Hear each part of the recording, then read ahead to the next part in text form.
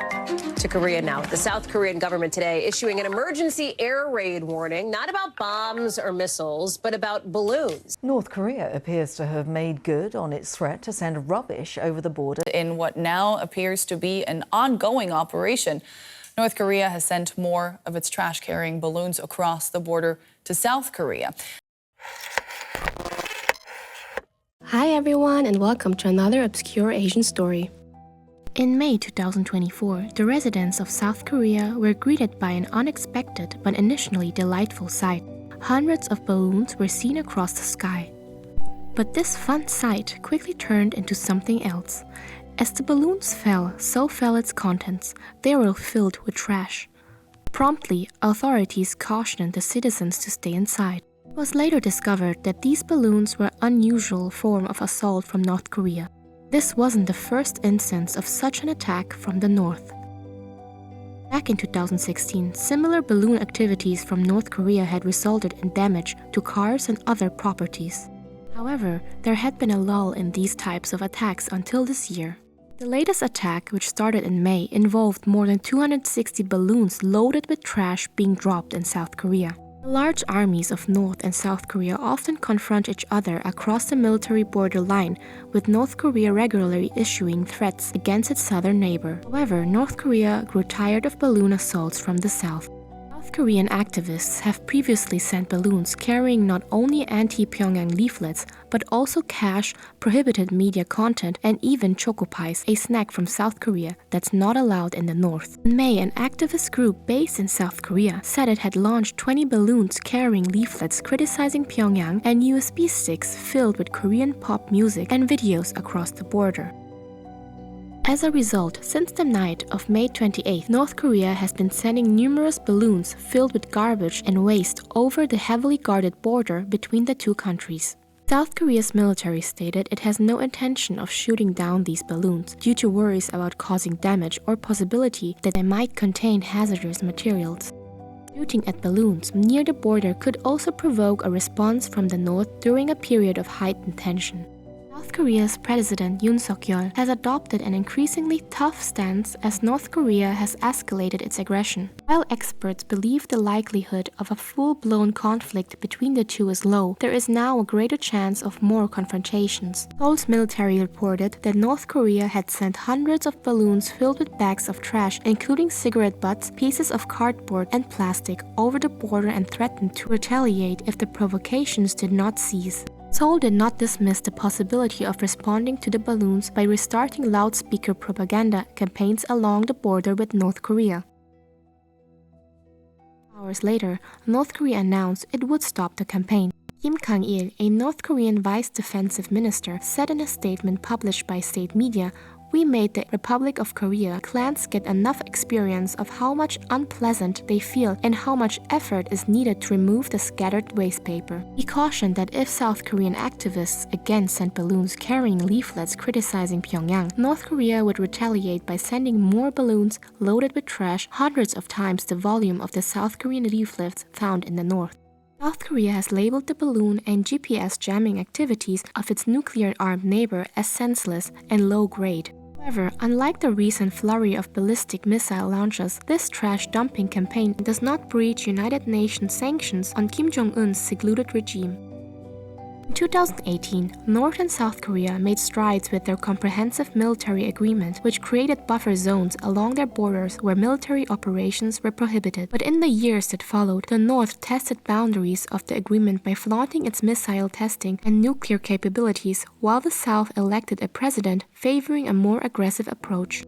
During a time of better inter-Korean relations, both leaders agreed to completely stop all hostile actions against each other in every area, including leaflet distribution. Past South Korean governments have attempted to prevent activists from conducting such campaigns, arguing that they do not promote peace and pose a risk to the safety of residents near the border. In 2020, South Korea's parliament passed a law making it illegal to send leaflets into the north, but the law, which did not deter the activists, was overturned last year as a breach of free speech.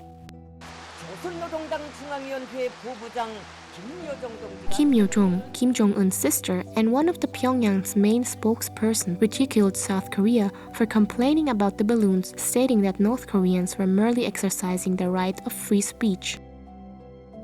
In 2023, due to North Korea's decision to launch a spy satellite, South Korea partially suspended the 2018 agreement. That same year, North Korea declared the agreement null and void. South Korea's potential departure from the 2018 agreement would be largely symbolic, as North Korea has already abandoned the pact and South Korea partially suspended it in 2023. However, this development mirrors the current tense atmosphere between the two nations. While the North has been sending trash over the border, the South has been broadcasting pop songs and news items across the border using powerful speakers. Despite this, the South Korean government is still trying to prevent civilians from launching balloons. Human rights advocates have expressed strong disapproval of the South Korean government's decision to cancel the licenses of two groups of North Korean defectors. Their protests are widely backed by analysts and global human rights organizations who believe that the propaganda campaign into the North has been successful in informing and educating the residents of the secluded nation.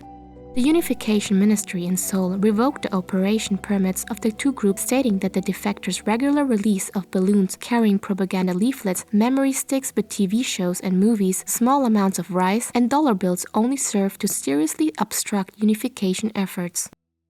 On June 24th, North Korea resumed launching balloons likely filled with trash towards South Korea. Officials have found parasites from human waste and defaced Hello Kitty clothing in bags of rubbish carried by North Korean balloons into South Korea.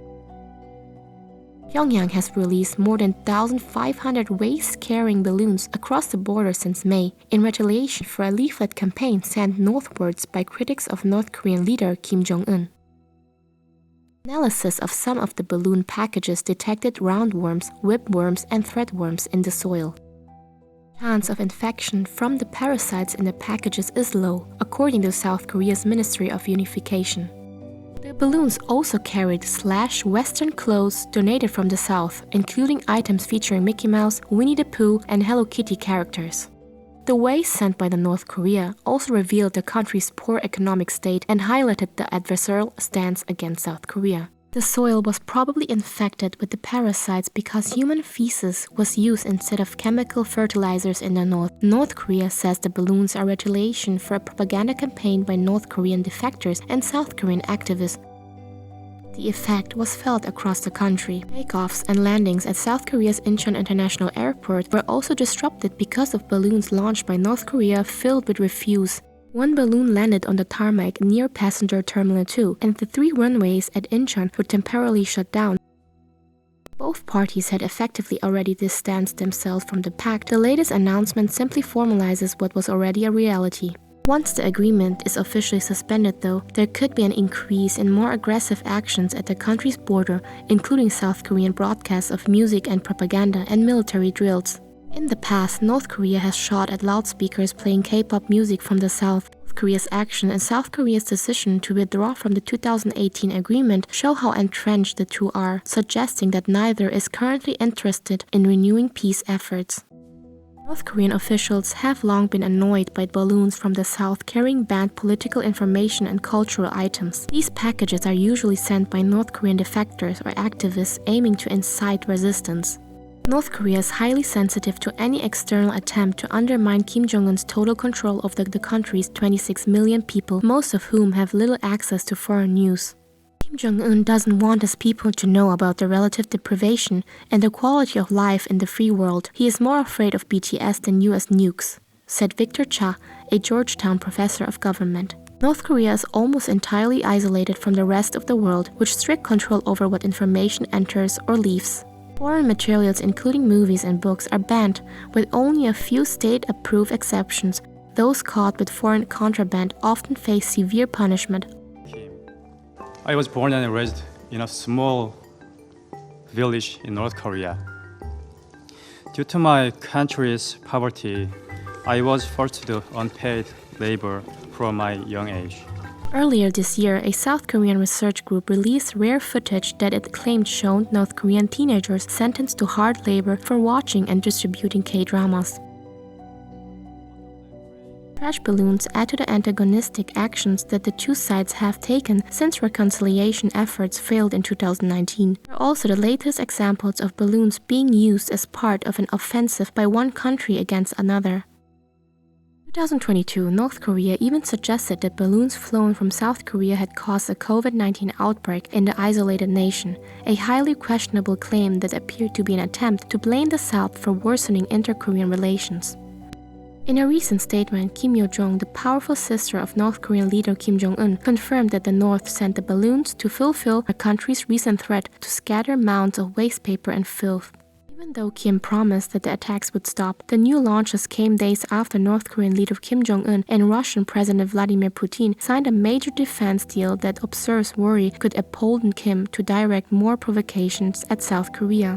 Kim Jong Un struck a deal requiring each country to provide aid if attacked and vowed to boost other cooperation. The accord represents the strongest connection between the two countries since the end of the Cold War.